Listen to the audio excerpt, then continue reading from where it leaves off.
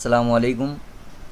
आज हम यहाँ पर यूडाइस प्लस के अंदर एक जो नया टैब ओपन हुआ है, आधार कैप्चर स्टेटस, उससे रिलेटेड इन्फॉर्मेशन हासिल करेंगे कि किस तरीके से हम लोग जो स्टूडेंट्स यहाँ पर हम लोग उसके अंदर अगर जाते हैं तो दिखता है कि जो टोटल स्टूडेंट है हमारे वो, और आधार हमारे पास जितने स्टूडेंट्स के अवेलेबल है वो देखना है। वेरिफिकेशन जितने लोगों के है वो दिखाई देंगे हम लोगों को, और कितने लोगों के बाकी है जी पेंडिंग भी, और जिनके वेरिफिकेशन नहीं हुए वो भी यहाँ पर इंफॉर्मेशन दी गई है।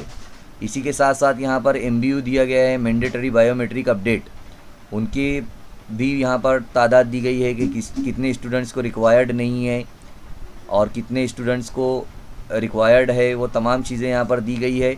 इससे रिलेटेड एक वीडियो मैं आप लोगों को डिस्क्रिप्शन बॉक्स में उसकी लिंक दूंगा। इससे रिलेटेड जो MBU आधार वाला है उससे रिलेटेड वीडियोज़ हमारे पास अवेलेबल है, वो वहाँ पर आप देखकर उसको कर सकते हैं। यहाँ पर आज हम लोग देखेंगे कि वेरिफिकेशन या वैलिडेशन जो है आधार के किस तरीके से हम लोग करेंगे। तो यहाँ पर अगर हम लोग क्लास वाइज देखते हैं, फॉर एग्ज़ाम्पल यहाँ पर हम देखेंगे वेरिफिकेशन अगर 7th में देखते हैं तो यहाँ पर बताता है एक पेंडिंग में और एक बताता है यहाँ पर कि वेरिफिकेशन नहीं हुआ, यानी टोटल 3 स्टूडेंट्स ऐसे हमारे पास जिनके अभी तक वेरिफिकेशन नहीं हुए है, बाकी जो है तो स्टूडेंट के हो गए हैं। तो हम लोग सबसे पहले क्या करेंगे, लिस्ट ऑफ ऑल स्टूडेंट्स में जाएंगे और वहाँ पर एक्टिव स्टूडेंट के अंदर जाएंगे। एक्टिव स्टूडेंट के अंदर जाने के बाद हमें पता चलेगा कि कौन से स्टूडेंट्स के वेरिफिकेशन आधार के फेल्ड है या पेंडिंग है, वो यहाँ से हम लोगों को उसकी मालूमात हासिल होगी। तो आप क्लास वाइज जो है तो इसके अंदर जा सकते हैं।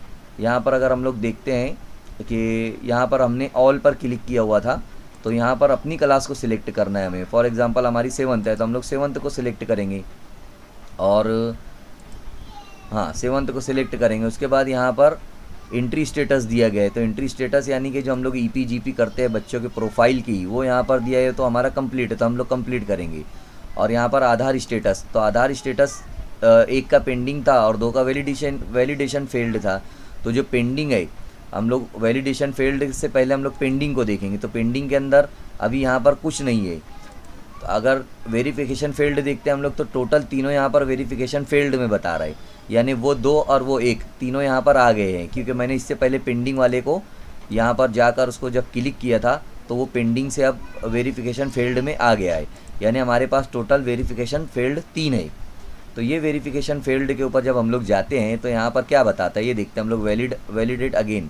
इसके ऊपर जब हम लोग जाएंगे, यहाँ पर जब कंफर्म का बटन दबाते हैं फिर एग्री का ऑप्शन आता है, तो यहाँ पर आता है कि जो वेरिफिकेशन फेल्ड हुआ है यहाँ पर क्यों हुआ है, इसकी जो डिटेल है आधार की डिटेल और जो स्कूल रिकॉर्ड है हमारे पास, वो दोनों हो सकता है कि सेम नहीं हो।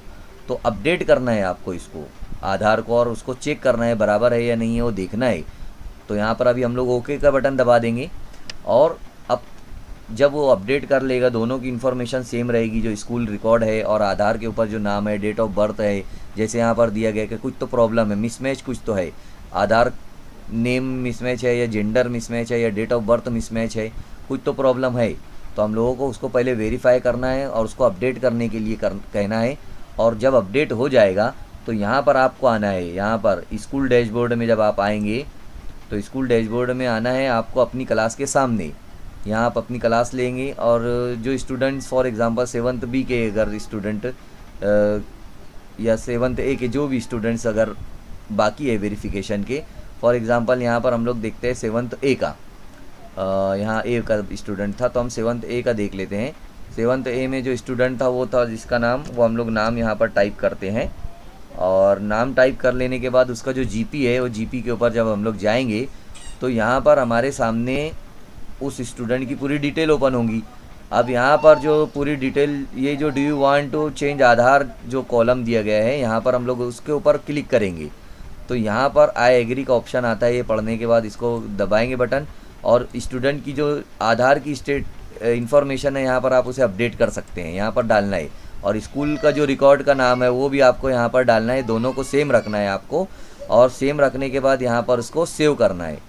तो इस तरीके से फिर जो वेरिफिकेशन जो फेल्ड वाला मामला था वो सॉल्व हो जाएगा।